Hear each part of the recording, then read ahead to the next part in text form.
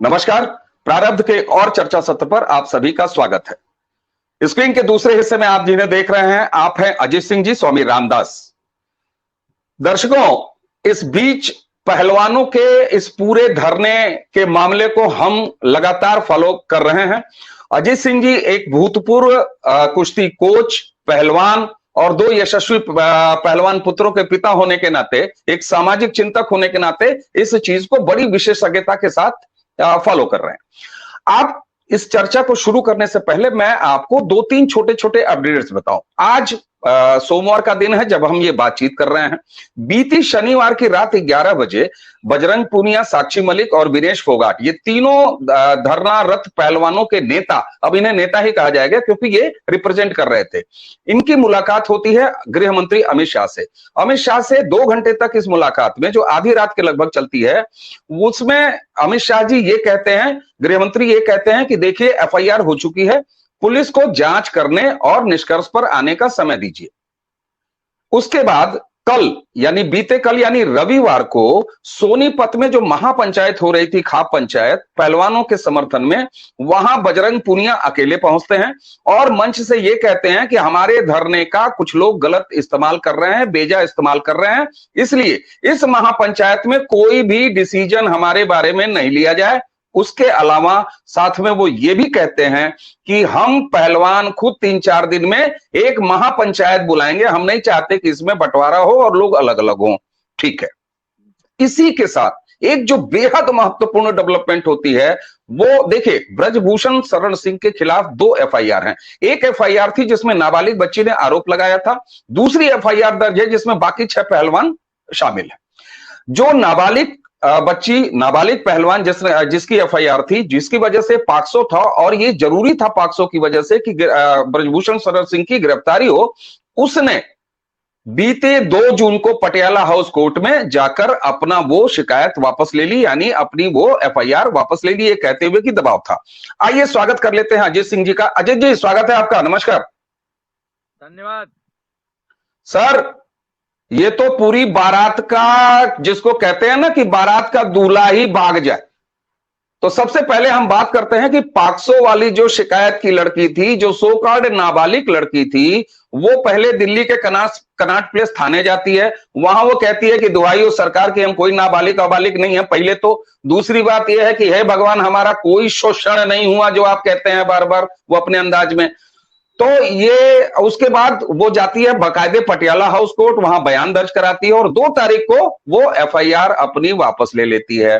अब यहां कुछ लोग ये कह सकते हैं सर कि इसका तो कोई आधिकारिक मामला नहीं है, तो हे भगवान, पुलिस अपना काम करती है, बयान दर्ज कराती है, तो दौड़ के प्रेस कॉन्फ्रेंस नहीं करती। और पटियाला हाउस कोर्ट में जब ये बयान उस लड़की का दर्ज हुआ है, तो कोर्ट भी मामले की सुनवाई करती है, वो पत्रकार बंधुओं को मीडिया चैनल बुला के बार बार प्रेस कॉन्फ्रेंस नहीं करती और बाइट नहीं देती। तो सर, ये क्या हुआ? ये तो पाक्सो का गुब्बारा ही फूट गया। सर, पॉक्सो का नहीं फूटा है, ये पूरी नौटंकी का पर्दा गिर गया। पॉक्सो तो एक बड़ी नौटंकी, एक जो बड़ा सर्कस तंबू जो तना था, आपने कभी सर्कस देखा है? सर्कस में एक मेन पिलर जी, होता है, उसी पे 2 मेन पिलर होते हैं।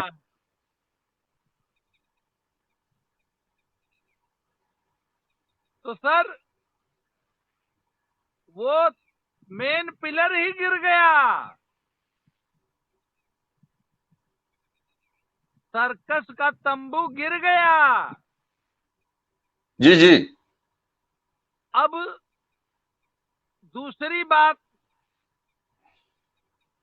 भाई आज तक इनकी गिरफ्तारी का एक ही तो मुद्दा था, पोक्सो है, पोक्सो है, गिरफ्तार करो, गिरफ्तार करो। तो सर अब पोक्सो नहीं है, कंप्लेंट ही नहीं है। तो सर, हिंदुस्तान में कानून के काम करने का जो तरीका है, उसमें क्या होता है कि जब कंप्लेनेंट कंप्लेंट करता है कि फलाना अपराध हो गया मेरे साथ और फलाने ने किया, तो सर पुलिस का जो काम करने का तरीका होता है ना, पुलिस पहले अपराधी नहीं ढूंढती है, पुलिस सबसे पहले देखती है कि पहले अपराध हुआ, तो पहले अपराध ढूंढती है। यदि अपराध मिल जाए तो फिर अपराधी ढूंढती है, जी फिर धारा और लगाती है, घटाती है, बढ़ाती है।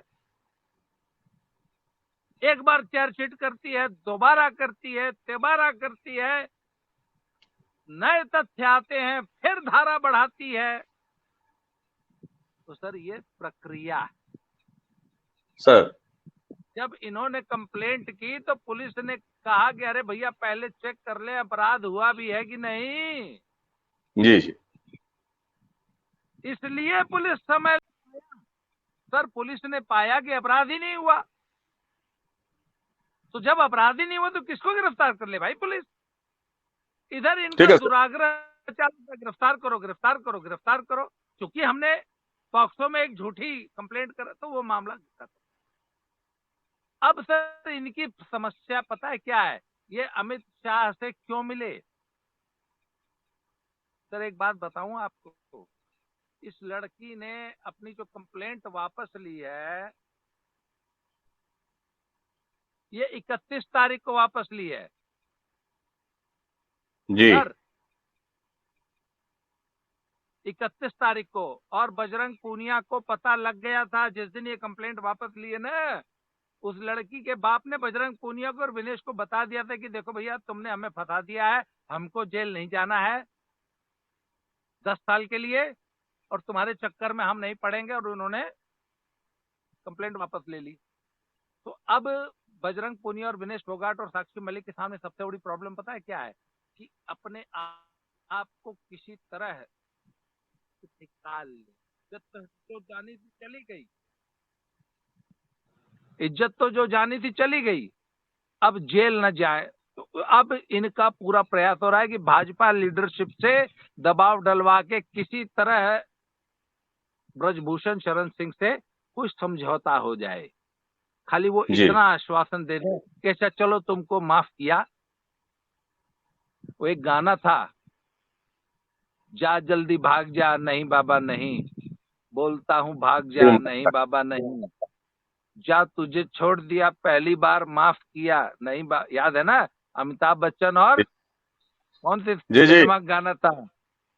बड़ी तो मार सर खाएगा नहीं बाबा नहीं। हाँ, जी बोलता हूँ छोड़ दिया माफ किया, जा जल्दी भाग जा। तो ये सब कह रहे हैं ब्रजभूषण से कि जा जल्दी भाग जा, तो ब्रजभूषण सिंह कह रहे हैं नहीं बाबा नहीं, अब तो कोर्ट कचहरी हम खेलूंगा। तो सर एक बात बताऊं, एक लड़का था वो रेल में बिना टिकट चल रहा था, जी तो टीटी ने पकड़ लिया। तो लड़के ने अपने बड़े रेलवे अधिकारी बाप का नाम लिया, कैसे फलाने फलाने का हम लड़का हूं, इसलिए बिना टिकट चल रहा हूं। जी तो उसने बोला अच्छा ठीक है, पर एक काम करो चलो साइड में चलो। तो टीटी उनको साइड में ले गया कोच के, और बाथरूम के अंदर ले गया और बोला कि पैंट नीचे उतारो। तो वो लड़का पैंट नीचे उतारा, तो टीटी जो है उसका एक ठो बाल नोच लिया। बोला चलो वापस पैंट सरकाओ बाहर आओ। तो बोला सर वो सब तो ठीक है, पर आप ये क्या काम किए हैं, पैंट उतरवा के जो बाल नोचे हैं। बोला साला कल को तुमने पब्लिक में जाके ये बोलेगा कि टीटी हमारा एक को बाल नहीं उखाड़ पाया जब हम अपने बाप का नाम लिए, तो साला कल आज के बाद तुम ये नहीं बोल पाएगा कि टीटी एक को बाल नहीं उखाड़ा। सर मैं तो कहता हूँ कि साला तुम लोग कितनों आंदोलन देख करेगा ना, ब्रजभूषण सिंह का बाल नहीं उखाड़ सकता। तो सर ये सब गए थे अमित शाह के पास ये कहने कि हे महाराज खाली ब्रजभूषण सिंह जी से बोलिए कि ज्यादा नहीं, थोड़ा सा इतना सा बाल सर ला दीजिए, हम कम से कम हरियाणा के समाज में इतना कहने लायक तो हो जाएंगे कि देखो ब्रजभूषण सिंह का बाल है, हम लोग जी उखाड़ लिए। तो अमित शाह बोले ठीक है उतना हम ब्रजभूषण से कह के थोड़ा सा बाल आप लोग को मंगवा देंगे, आप लोग एक एक ताबीज बनवाए। तो सर ये लोग ब्रजभूषण सिंह का बाल नहीं उखाड़ पाए, समझे सर। जी और अमित शाह से ये लोग वादा क्या किए कि आज के बाद लखनऊ में कैंप नहीं लगेगा, अरे तुमको तो पहलवानी करनी नहीं है, और लड़कियां सब, यही लड़कियां सब रो रो के रिक्वेस्ट करेंगी।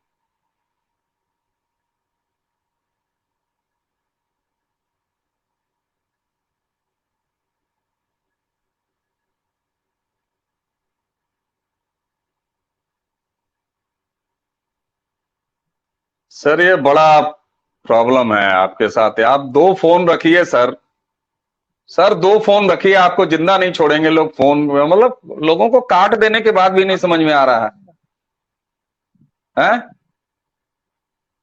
हाँ, लोगों को काट देने के बाद नए नए नए लोग फोन कर रहे हैं। नहीं अभी तो देखो, आप भी तो सुनना ही पड़ेगा। महान आप भी तो महान है सर। आप जब पता है इतना है तो एक तो दूसरा फोन ले लीजिए सर, छोटा वाला, जिसमें बतियाने के लिए साला वो पड़ा रहे। यही नंबर पे सब कुल होला। खैर छोड़ा जाएगा, पब्लिक के कुल को मजा ले बता। ठीक है, करिए, शुरू तो करिए। आगे सुनिए। तो सर, ये लड़कियां रो रो के इसी अमित शाह से रिक्वेस्ट करेंगी कि सर प्लीज पटियाले में नहीं, हम लोग का कैंप वापस लखनऊ लगा दीजिए। मेरी इस बात को नोट कर लीजिए, it should be kept on record कि दद्दा ने ये बात कही थी। और उन्होंने कहा कि कुश्ती, महिला कुश्ती का कंट्रोल किसी महिला के हाथ में होना चाहिए। ये WFI और UWW का प्रेरोगेटिव है, इसमें अमित शाह कुछ नहीं कर सकते। अगला ठीक बात। WFI का अध्यक्ष कौन बनेगा, ये भी इसमें अमित शाह कुछ नहीं कर सकते, भारत सरकार कुछ नहीं कर सकती। ये ठीक भी बात। WW और WFI का कार्य क्षेत्र है, अधिकार क्षेत्र है, इसमें अमित शाह कुछ नहीं कर सकते। ब्रजभूषण सिंह की गिरफ्तारी, अरे भैया ब्रजभूषण सिंह की गिरफ्तारी की बात छोड़ो, अब अपनी जान बचाओ कि सर प्लीज, हम लोग आपके बच्चे हैं, माफ कर दीजिए सर, गलती हो गया है, हम लड़का लोग हैं, गलती हो जाता है। मुलायम सिंह भी कहे थे लड़का लोग गलती हो जाता है, अब का फांसी चढ़ाओगे? अरे पहलवान लोग है, मेडल ले आया है। अरे भाई लड़का लोग है, वेशभूषण है भाई, लड़का लोग को मत मारो भाई, गरीब लोग है। ठीक बात।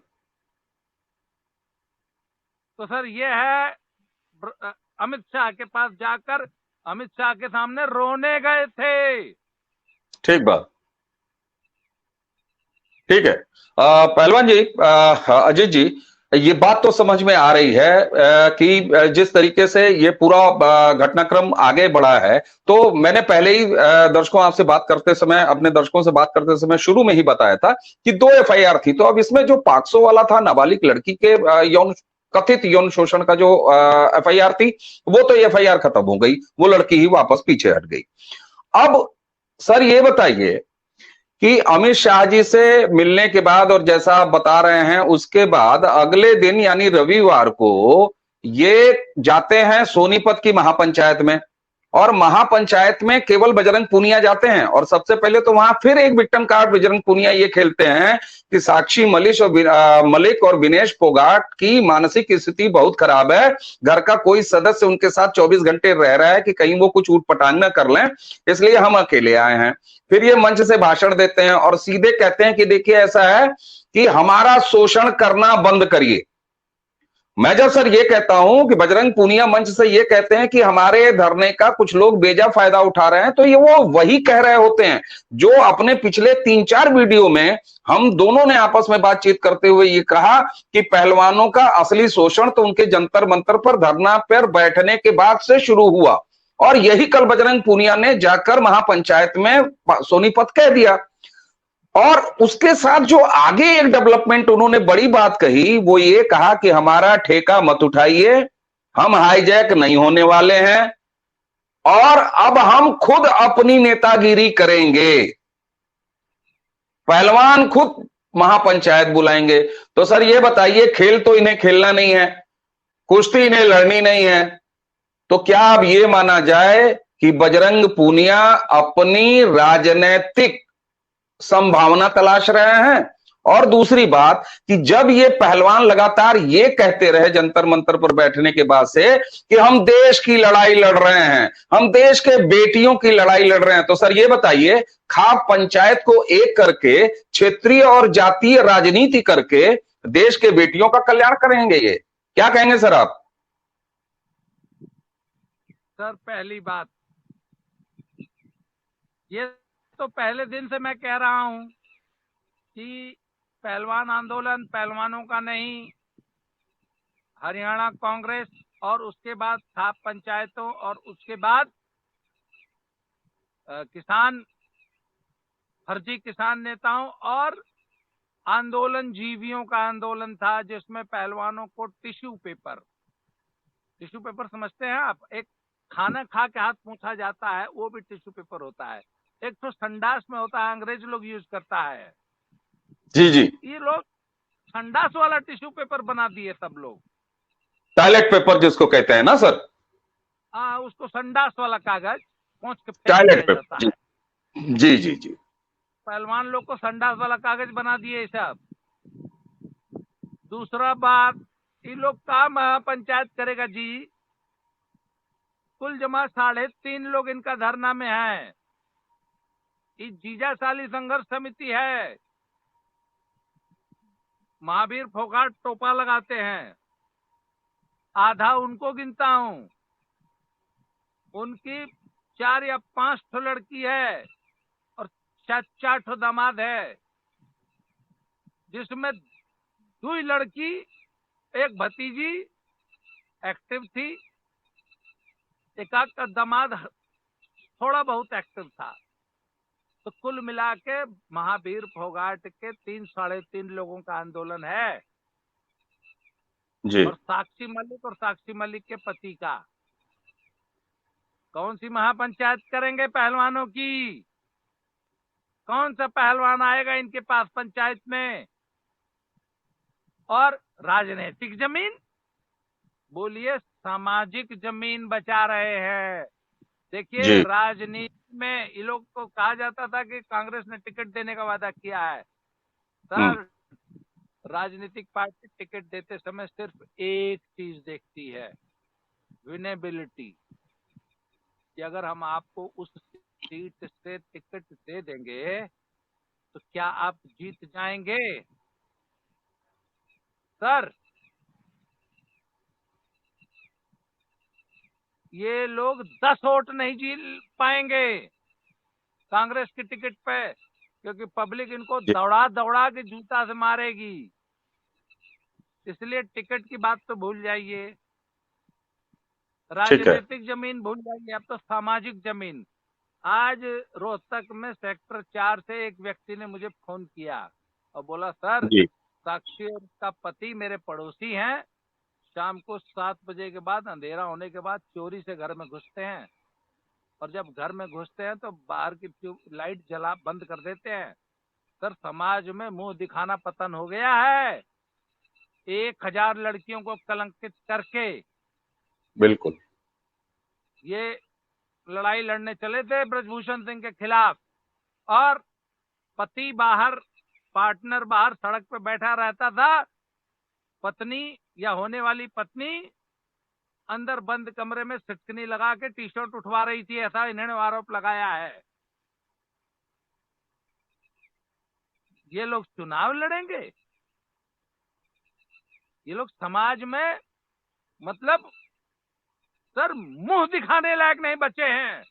और कुश्ती समाज की कितनी बदनामी की है, देश में नहीं सर, दुनिया में। आज कुश्ती की लड़कियां अपने आप को पहलवान बताने में शर्माने लगी हैं हरियाणा में।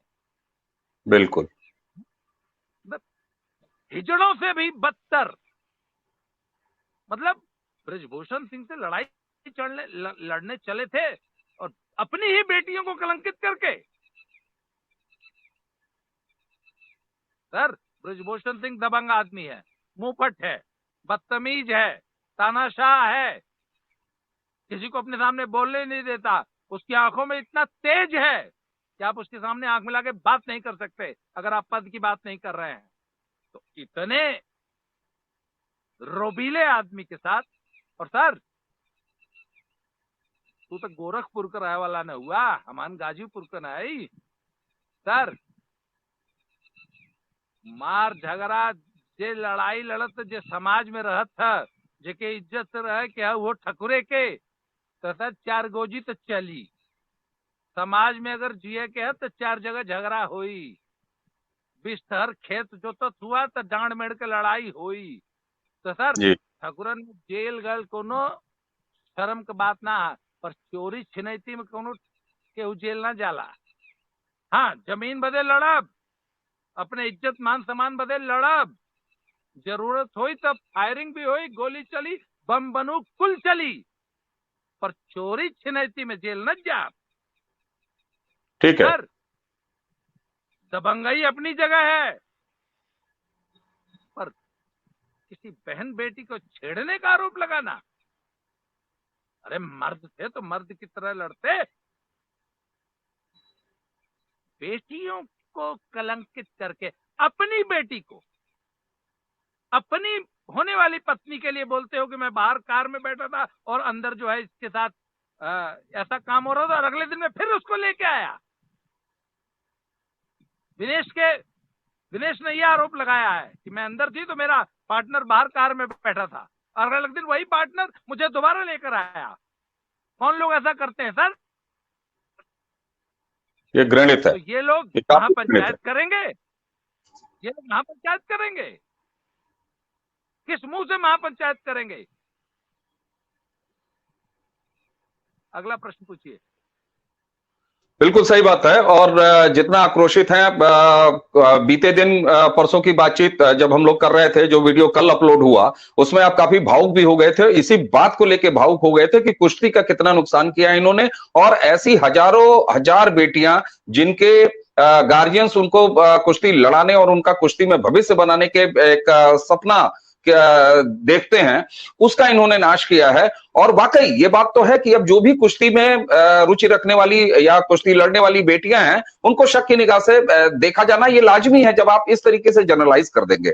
अब सर एक बात और, हम लोगों ने पिछली चर्चा में ये बात की थी कि साहब हाईजैक हो गया है पूरा आंदोलन, तो उसको तो मान रहे हैं बजरंग पूनिया भी, लेकिन सर जिसने हाईजैक कर लिया था यानी कि टिकैत का परिवार, राकेश टिकैत, और आपने पिछले चर्चा में यह कहा था कि सर अब इनके आंदोलन का जो स्टीयरिंग है वो राकेश टिकैत उस पर काबिज हो गए हैं।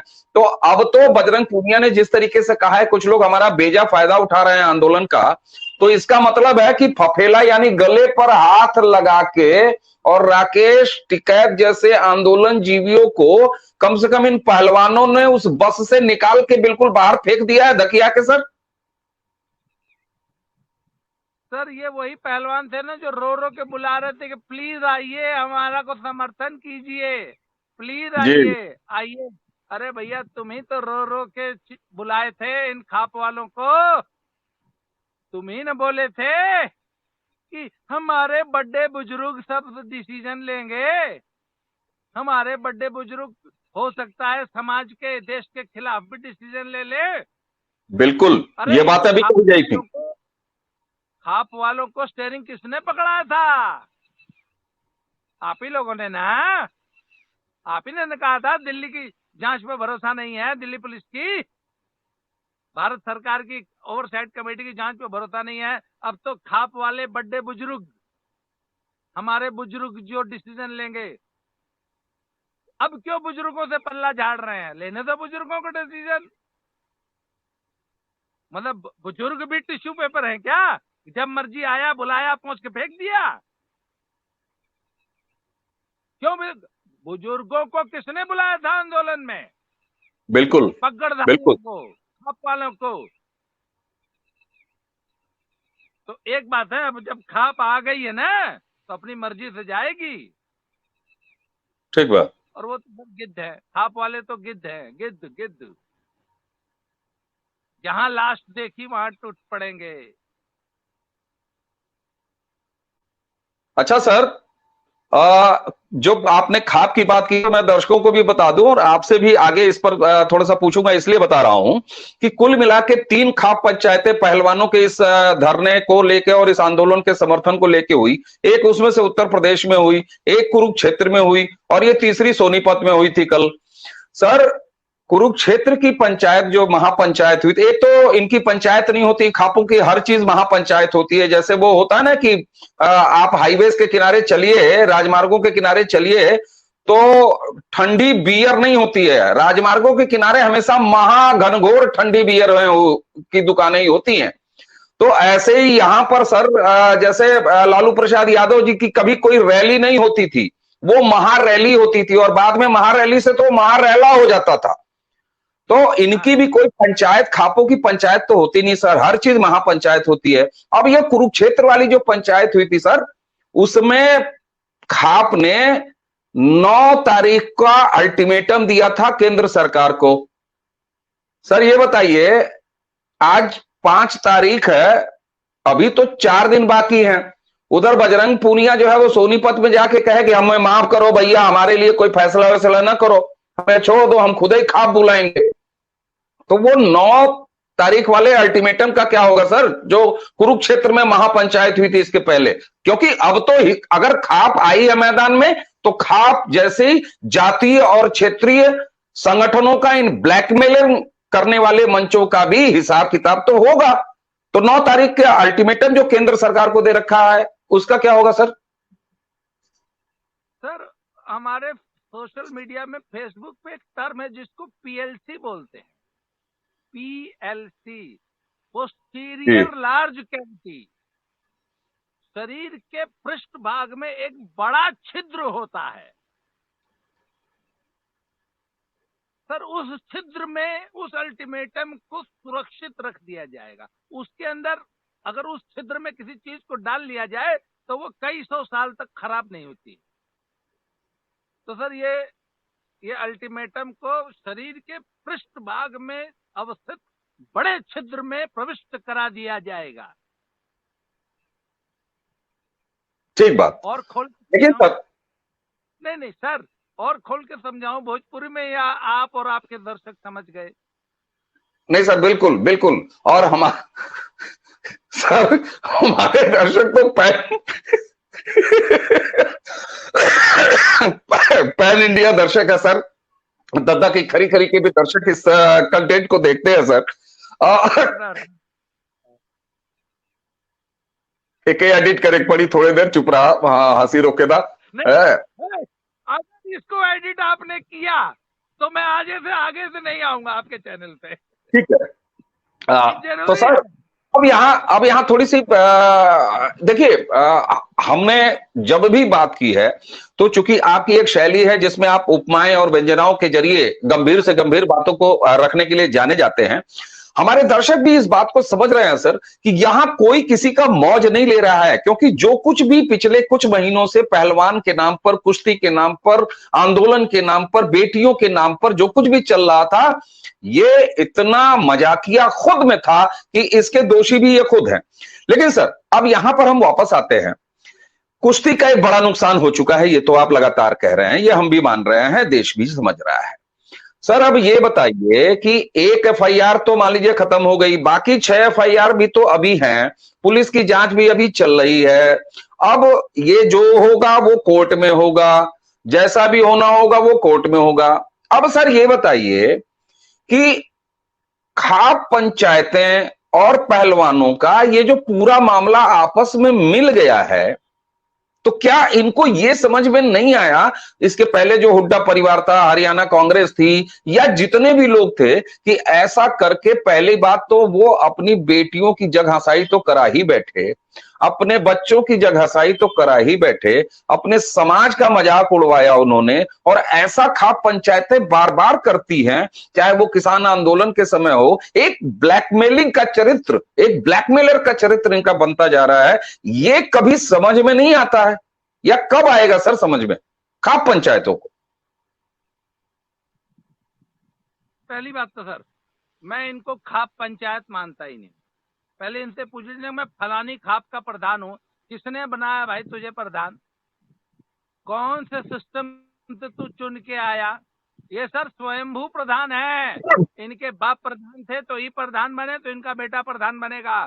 सर इनकी समाज में कोई स्टैंडिंग नहीं है, ये ब्लैकमेलिंग ग्रुप हैं और ये स्वयंभू खापे हैं। इनको किसी समाज का कोई प्रतिनिधित्व हासिल नहीं है और ये विशुद्ध ब्लैकमेलर हैं। और सरकार के पिट्ठू हैं, आपको बता दूं, राजनीतिक दलों के पिट्ठू हैं। जी। वो किसी खाप के, किसी जाति के, किसी गोत्र के, किसी के प्रतिनिधि नहीं है। They are simple pure blackmailer. Okay और सर, यही इनकी समाज में है। समाज में इनको कोई नहीं पूछता। ठीक बात है। अब यहां पर सर जो माहौल बनाया गया था जंतर मंतर पर, जब यही पहलवान बैठे हुए थे, तो वहां टुकड़े टुकड़े गैंग, शाहीन बाग गैंग, आंदोलन जीवी, तमाम तरह के राष्ट्रीय मुद्दे, वहां पर कोई केरल से आ जा रहा है, जेएनयू का पूरा गैंग वहां पर इकट्ठा था, और तब बड़े अच्छे सुनाई देने वाले, साउंड करने वाले नारे लग रहे थे सर। लेकिन उसी के साथ ये कहा जा रहा था, ये देश की बेटियों का सवाल है, पहली चीज। पूरे देश के खेल के भविष्य का सवाल है, दूसरी चीज। हिंदुस्तान के लाखों करोड़ों नौजवानों के भविष्य का सवाल है, तीसरी चीज। ऐसे चौथी पांचवी तमाम सो कॉल्ड पाखंडी मुद्दे रखे गए। अब सर ये पूरा मामला जाके सिमट कहां गया, और सिमटता दिख कहां रहा है? उसी कुरुक्षेत्र, उसी पश्चिमी उत्तर प्रदेश की खाप पंचायतों में, उसी सोनीपत की खाप यानी जातीय पंचायतों में। हमारे जो दर्शक उत्तर प्रदेश और यहां हरियाणा या पंजाब या राजस्थान से ताल्लुक नहीं रखते हैं, तो खाप पंचायतों का मतलब होता है सीधे सीधे जाति का एक संगठन, जातिगत संगठन। तो सर ये बताइए कि कहां गए उनके नाते वो दुनिया भर की जो बड़ी बड़ी बातें थी कि साहब देश की करोड़ों करोड़ों बेटियां, लाखों लाखों बेटियों की इज्जत का सवाल है। सर ये बताइए, ये तो बिरादरी, घर, आप जीजा साली आंदोलन कह ही रहे हैं, तो ये तो घर, रिश्तेदारों, जाति, गांव, क्षेत्र, इसके अलावा तो कोई ये मामला ही नहीं रहा। ये तो हरियाणा से बाहर ही नहीं निकल रहा है। तो लोग कह रहे थे कि नहीं साहब, ये हरियाणा का मुद्दा नहीं है, हरियाणा का मुद्दा नहीं है, ये पूरे देश का मुद्दा है। तो आखिरकार ये अपने उसी बिल में वापस क्यों हो गए सर? सर ये सिर्फ विशुद्ध जातीय आंदोलन था और विशुद्ध नारेबाजी, खोखली ठीक। नारेबाजी का आंदोलन था। और हमारा देश जो है ना इस वक्त एक होली काउ सिंड्रोम से ग्रस्त है। कुछ हमने होली काउस बना ली है कि जैसे बेचारी अबला नारी, बेचारी बेटियां, जैसे फौजी, छात्र, किसान, ये होली काउस है ना। और जी जी। होली काउस के लिए एक जबरदस्ती जो है, एक जबरदस्ती की सहानुभूति लहर हमारे देश में चल पड़ती है। ये होली ठीक है। काउ सिंड्रोम से हमको बाहर आना बिल्कुल। है ना। उसी तरह एक अब होली काउ दलित है। बिल्कुल है। तो ये सब लफाजी है सर, ये सब लफाजी है। ठीक है सर, अब इसको कंक्लूड करें अगर आज की चर्चा को, अब आगे क्या भविष्य देख रहे हैं, और आप कितना अब इस पूरे मामले को कहां जाएगा और कितने दिन में जाएगा, क्या भविष्य क्या देख रहे हैं सर? चलते चलते इसको कंक्लूड करते हैं जी। 1 हफ्ते से 10 दिन के अंदर पुलिस इस केस में एफआईआर, फाइनल रिपोर्ट लगा देगी। कोर्ट में 2 या 3 तारीख पड़ेगी और पुलिस इस एफआईआर को क्वेश्चन कर देगी, या पुलिस चाहेगी तो कोर्ट इस एफआईआर को क्वेश्चन कर देगी, पुलिस चाहेगी तो एक्सपंज कर देगी। फिर अब मामला आ जाएगा ब्रजभूषण सिंह के हाथ में कि अब वो इन पापियों, दुष्टों, झूठों, मक्कारों के साथ क्या करते हैं। ये एक सवाल, ये एक बड़ा महत्वपूर्ण सवाल है सर, जो बहुत सारे लोगों के जेहन में है कि हम अपने वीडियो चर्चाओं के नीचे कमेंट्स में भी देख रहे थे कि लगातार काफी दर्शक ये लिख रहे हैं अपनी टिप्पणियों में कि साहब अगर ये झूठा साबित होता है पूरा मामला, तो जिन्होंने इतना घृणित आरोप लगाया उनके खिलाफ क्या होगा? तो ये जरूर जानना चाहते हैं सर जी। देखिए, जब तक कोर्ट से एफआईआर क्वैश नहीं हो जाती तब तक तो ब्रजभूषण सिंह करेंगे इंतजार। जिस दिन कोर्ट से एफआईआर क्वैश हो गई और एक्सपंज हो गई, सर खेल तो उस दिन शुरू होगा। और ये सब लोग, सब ब्रजभूषण सिंह से, मैंने कहा था ना, घुटनों पे रहम की भीख मांगेंगे। पर एक बात का ध्यान रखिए, मैं इस वीडियो के माध्यम से ब्रजभूषण सिंह जी को भी एक मैसेज देना चाहता हूं सिंह साहब, ये अब सिर्फ आपका मामला नहीं है, और आप अकेले माफ मत कर दीजिएगा। करोड़ों लोगों की भावनाएं जुड़ी हुई हैं, करोड़ों लोगों की भावनाएं आहत हुई हैं, पूरा पुरुष समाज कलंकित हुआ है, पूरी पहलवानी कलंकित हुई है। अकेले ब्रजभूषण सिंह माफ नहीं कर देंगे।